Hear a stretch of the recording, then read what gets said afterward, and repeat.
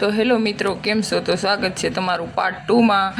અને આપણે અહીંયા આવ્યા હતા મોટિવેશનમાં, તો ઘણા બધા આપણા ફ્રેન્ડ ફોલોવર મળી ગયા છે કે અમને વિડીયામાં લઈજો, તમે વિડીયા બનાવો છો। મેં કીધું હા, બધા જો આપણા વિડીયા જોઈ।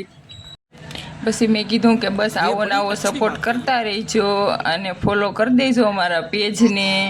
તો આપણે એટલી જ વારમાં પૂગી ગયા છે મોટિવેશનમાં। અને જો અહીંયા તો ઘણા બધા મહેમાન આવી ગયા છે અને હજી શરૂઆત ધીરે ધીરે કરી છે, પણ આપણે વહેલા પૂગી ગયા, કંઈ વાંધો નહીં। પછી તો આપણે સીટ ગોતી અને બેસી ગયા છે અને ધીરે ધીરે કાર્યક્રમ પણ ચાલુ થઈ ગયો છે। અને જો ઘણા બધા આવ્યા છે મહેમાન, તો એમ થયું કે નહીં હો, કોળી સમાજ તો છે તો ખરો જ। અને આ મોટિવેશનમાં જે આવ્યા હોય કમેન્ટ જરાક કરજો। અને ઘણા લોકોને એમ થતું હોય છે કે આ મોટિવેશન એટલે શું, પણ આ ભણતર વિશે છે બધું। અને ઘડીક વાર આપણે ધ્યાનથી સાંભળીએ। 8 થી 12 વાગ્યાનો ટાઈમ છે। રિસર્ચ પેપર પણ પબ્લિશ કરેલા છે। તે ઉપરાંત ઇન્ટરનેશનલ સ્પોર્ટ્સ કોન્ફરન્સમાં પણ તેઓએ પેપર પબ્લિશ કરેલા છે।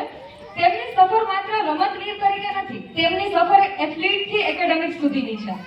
તેઓ નેશનલ લેવલ કરાટે પ્લેયર પણ રહી ચૂક્યા છે અને નેશનલ કરાટે ચેમ્પિયનશિપમાં તેઓ ગોલ્ડ મેડાલિસ્ટ છે।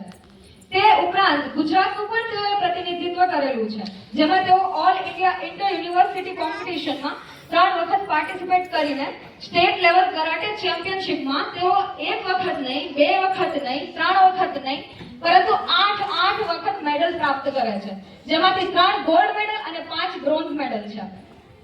પણ મિત્રો, મેડલની ગણતરી કરવી સહેલી છે, પણ મેડલ પાછળની જે મહેનતની ગણતરી કરવી છે ને, એ જ મહત્વની વાત છે।